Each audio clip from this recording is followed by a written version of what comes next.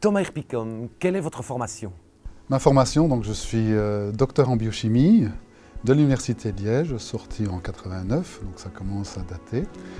Et depuis, je travaille dans le domaine à la fois pharmaceutique et agroalimentaire. Parlez-moi des aventures professionnelles que vous avez vécues en Belgique. Alors, j'ai eu la chance à la fin de mon doctorat de travailler avec un prix Nobel belge qui s'appelle Christian de Duve. Puis j'ai été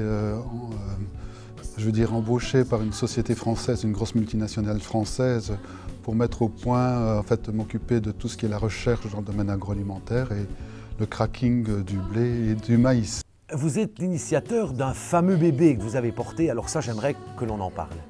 Oui, donc après cette aventure française qui était proche de la frontière belge, puisque c'était à Lille, un de mes amis, Fabien Nemester, était directeur et propriétaire de la société Bellovo. Et nous avions fait nos études ensemble à l'Université de Liège. Il m'a proposé de venir l'aider dans le cadre d'un développement d'un nouvel œuf qui s'appelait l'œuf Columbus.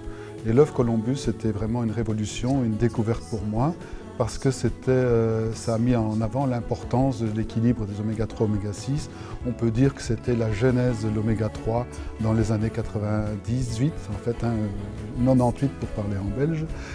Et c'était une très très belle aventure que nous avons menée à deux en développant un produit à l'international, puisque nous avons conquis le monde entier, avec une reconnaissance de la part de l'OMS comme étant le produit santé de référence au niveau mondial. Malheureusement, en 2001, il y a eu début des années 2000, il y a eu la crise de la dioxine qui a fortement affecté l'activité agroalimentaire belge et wallonne.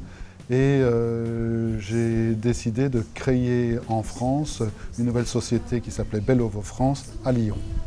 Dans votre vie, la Belgique est-elle toujours d'actualité?